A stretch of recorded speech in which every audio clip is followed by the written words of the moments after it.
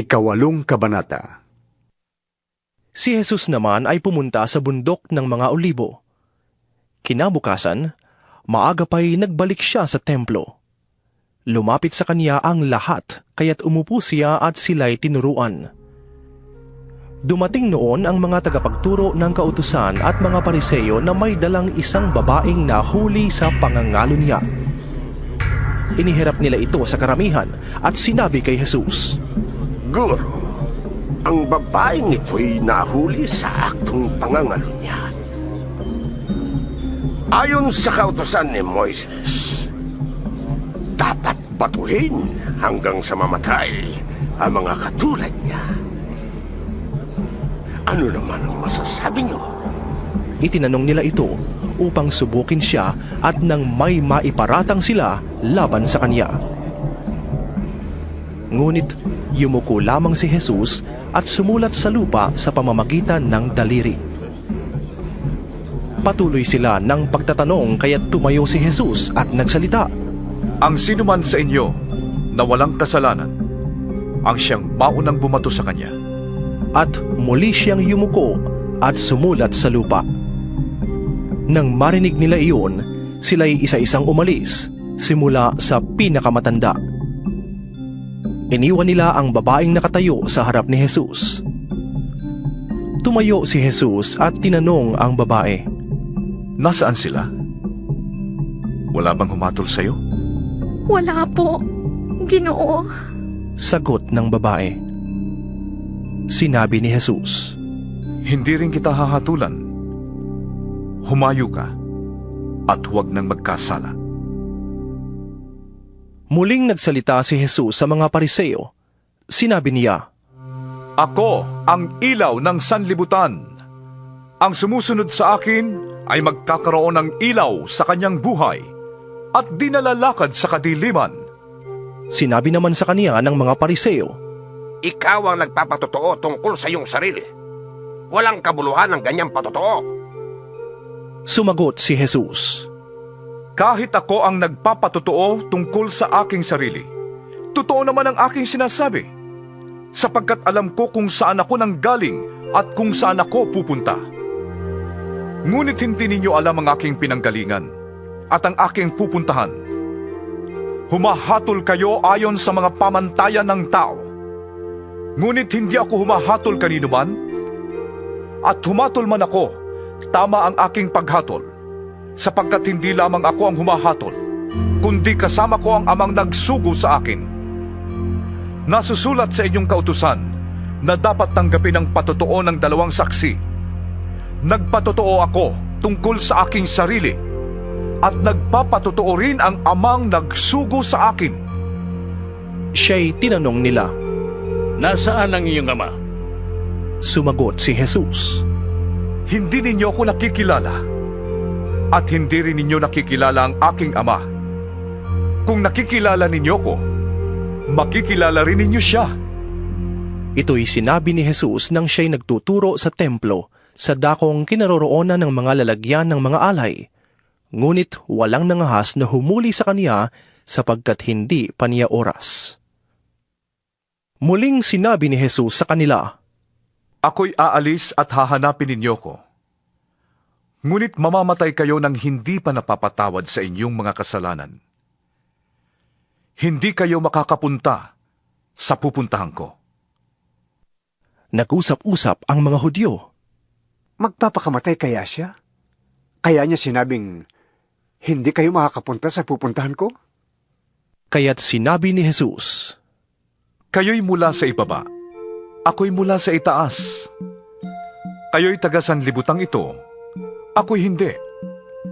Kaya sinabi ko sa inyong mamamatay kayo nang hindi pa napapatawad sa inyong mga kasalanan.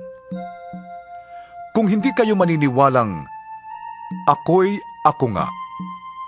Mamamatay nga kayo nang hindi pa napapatawad sa inyong mga kasalanan. Sino ka nga bang talaga? Tanong nila. Sumagot si Jesus, Matagal ko nang sinabi sa inyo kung sino ako. Marami akong masasabi at mayahatol laban sa inyo. Ngunit totoo ang sinasabi ng nagsugo sa akin. At ang narinig ko sa kanya ang ipinapahayag ko sa sanlibutan. Hindi nila naunawaan na ang Ama ang tinutukoy niya. Kaya't sinabi ni Jesus, Kapag naitaas na ninyo ang anak ng tao, malalaman ninyong ako'y ako nga. Wala akong ginagawa sa sarili kong kapangyarihan. Ang ipinasasabi lamang ng Ama ang siya kong sinasabi. At kasama ko ang nagsugo sa akin. At hindi niya ako iniiwan. Sapagkat lagi kong ginagawa ang nakalulugod sa kanya. maraming nakarinig nito ang naniwala sa kanya. Sinabi naman ni Jesus sa mga Hudiyong naniniwala sa kanya, Kung tinutupad ninyo ang aking aral, tunay ngang kayo'y mga alagad ko. Makikilala ninyo ang katotohanan, at ang katotohanan ang magpapalaya sa inyo. Lahi kami ni Abraham, tugon nila. at kailanmay di kami naalipin ni numan. Paano mo masasabing palalayain kami? Sumagot si Jesus, Tandaan ninyo, ang namumuhay sa kasalanan ay alipin ng kasalanan. Ang alipin ay hindi kabilang sa pamilya sa habang panahon.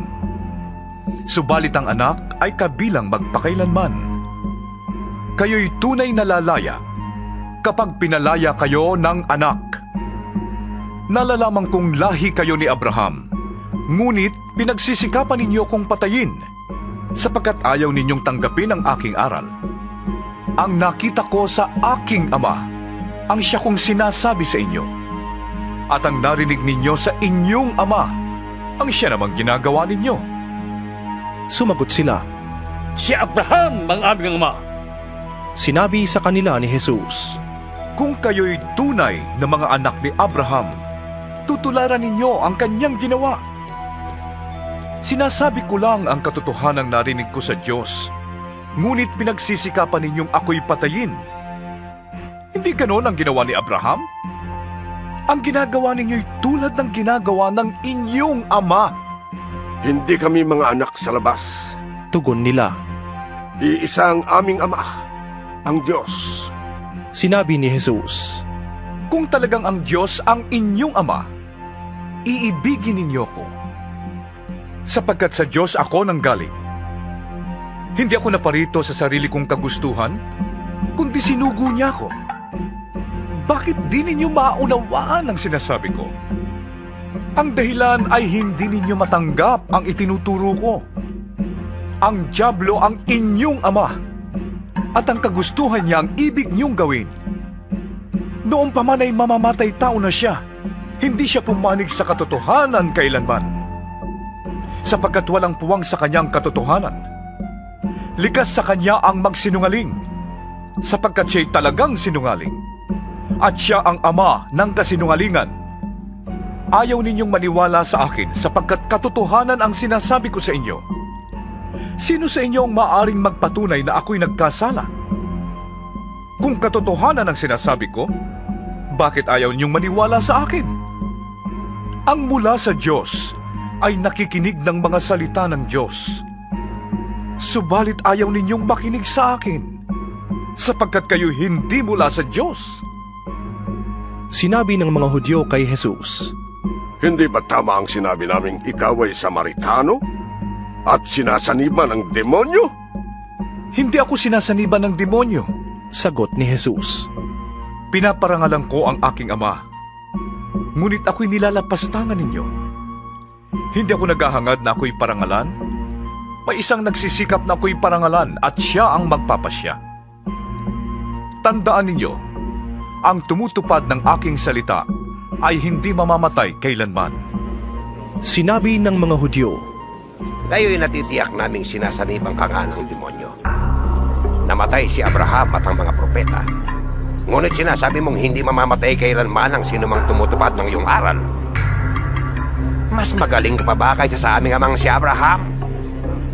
Siya'y namatay, gayon din ang mga propeta. Ano ba ang palagay mo sa iyong sarili? sumagot si Jesus. Kung ako ang nagpaparangal sa aking sarili, walang kabuluhan yun. Ang nagpaparangal sa akin ay ang aking ama at sinasabi ninyong siya ang inyong Diyos. Hindi niyo siya nakikilala? Ngunit siya'y kilala ko. Kung sasabihin kong hindi ko siya nakikilala, ako'y magiging sinungaling na tulad ninyo. Subalit nakikilala ko siya at sinusunod ko ang kanyang sinasabi. Natuwa ang inyong amang si Abraham nang malaman niyang makikita niya ang araw ng aking pagdating. Nakita nga niya ito at siya'y nagalak. Dahil dito'y sinabi sa kanya ng mga Hudyo, Wala ka pang 50 taong gulang. Paano mong nakita si Abraham? Sumagot si Jesus, Sinasabi ko sa inyo, bago pa ipinanganak si Abraham, ako na. Nagsidampot sila ng bato upang siya'y batuhin, ngunit nagtago si Jesus at lumabas ng templo.